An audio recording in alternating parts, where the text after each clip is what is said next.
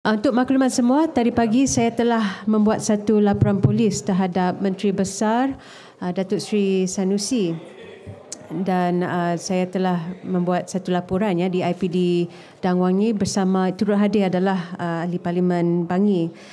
Jadi laporan polis ini adalah mengenai satu lagi video yang sedang viral. Kalau tak silap, ia dilakukan ataupun direkod di sebuah ceramah Perikatan Nasional baru-baru ini, dan konten di Pulau Pinang di kawasan Pematang Pauh. Jadi kalau tengok dalam video konten TikTok yang terbaru ni, kita nampak Menteri Besar Kedah telah mengeluarkan kata-kata kesat untuk memberi reference ke alat kelamin lelaki. Jadi saya tak nak sebutnya. Jadi perkara ini sebenarnya adalah satu perkara yang amat menjijikkan. Jadi kalau kita tengok sebagai seorang pemimpin, terutamanya pemimpin menteri besar, you tak boleh buat perkara-perkara macam ni. Orang kata dia telah disregard audience dia. Yang kita tahu audience dia adalah terdiri daripada kaum wanita dan juga anak-anak. Jadi bila seorang pemimpin mengeluarkan kata-kata kesat ni, kita cukup hairan. Boleh tengok kualiti yang memang tak sepatutnya. Jadi ini adalah laporan salinan laporan polis yang telah dibuat pada pagi ini, dan dengan ini saya harapkan bahawa siasatan akan dilakukan dengan segera, kerana perkara ini, perbuatan macam ni tidak boleh kompromi langsung.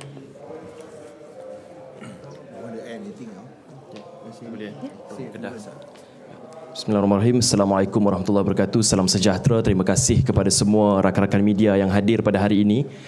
Seperti Yang Berhormat Bukit Bendera menyatakan tadi bahawa PCR ini adalah untuk mengecam tindakan yang amat berhormat Menteri Besar Kedah.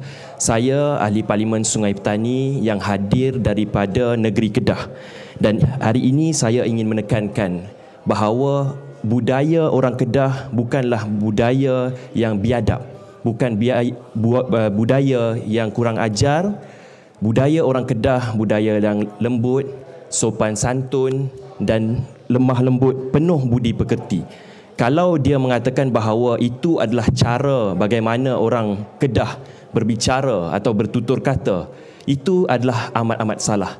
Dan ini amat-amat memalukan orang-orang di negeri Kedah. Dan saya memperhatikan bahawa Menteri Besar Kedah yang amat berhormat Datuk Seri Sanusi terlalu sering untuk mengeluarkan kata-kata yang kesat, untuk mengeluarkan lontaran-lontaran fitnah tanpa hujah dan attack pemimpin-pemimpin secara peribadi, dan kata-katanya itu tidak langsung membina tetapi memberikan satu implikasi yang buruk, termasuklah kenyataan-kenyataan yang lain berkaitan dengan kedaulatan negeri.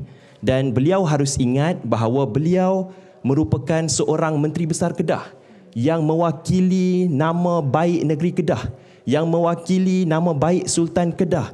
Beliau sepatutnya menunjukkan satu imej yang baik, dan beliau tidak boleh berbicara walaupun di atas pentas politik. Beliau tidak boleh berbicara sebagai orang yang seakan-akan tidak beradab dan tidak berilmu. Ini adalah suatu hal yang amat memalukan, dan saya mengecam sekeras-kerasnya tindakan ini, dan saya harap bahawa Datuk Seri Sanusi ambillah nasihat daripada pemimpin muda seperti saya. Saya mengharapkan sesuatu yang lebih daripada beliau. Beliau merupakan pemimpin yang lebih senior daripada saya.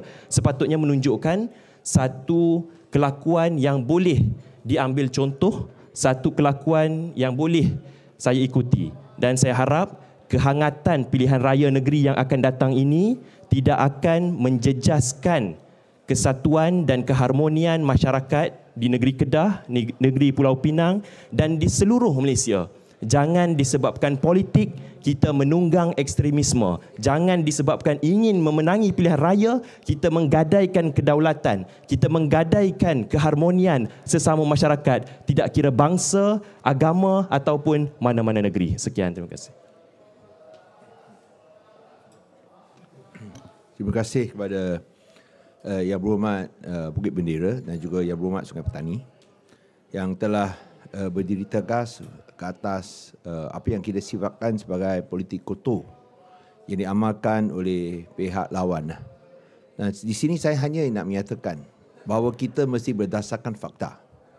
Apabila Menteri Besar Kedah membuat kenyataan dengan kata-kata lucah sedemikian, beliau merujuk kepada sesuatu yang tidak benar sama sekali, iaitu bahawa dia didakwa memaksa orang bukan Islam memeluk Islam.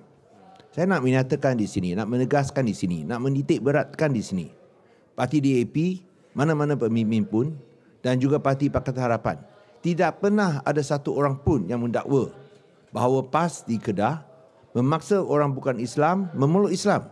Ini tak pernah dinyatakan mana-mana. Tapi beliau dengan sengaja membangkit perkara ini untuk mengapi-apikan sentimen rakyat. Dan ini adalah sangat berbahaya. Itulah sebabnya kita janganlah terjerumus dengan dia punya perangkap. Nak gunakan sentimen sedemikian, memainkan sentimen perkauman, ekstremisme untuk menang pilihan raya. Yang kita sebut ialah mengapa nak melaga-lagakan satu kaum dengan kaum lain. Seperti yang dinyatakan oleh pemimpin PAS, bahawa orang bukan Islam adalah punca rasuah. Itu kita kritik dan juga kecam.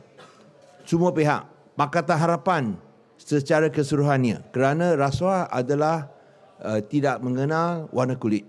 Semua terlibat. Ini kita tegaskan.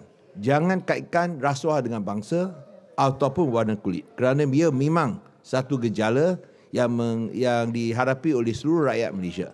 Tapi bila beliau sengaja nyatakan, jangan kita cakap kita paksa orang bukan Islam peluk Islam. Siapa sebut macam itu? Tak pernah disebut.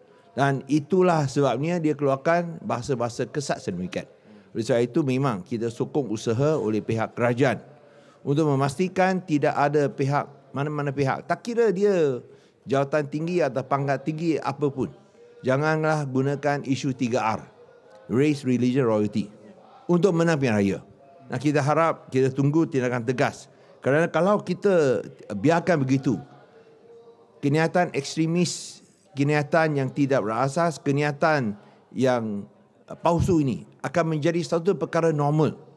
Dan kita tak mau lihat ada pemimpin politik macam Donald Trump di Malaysia. Saya rasa itu kita mau satu politik, satu budaya yang bersih, bukanlah yang kotor seperti yang dimainkan oleh pihak lawan ini. Terima kasih.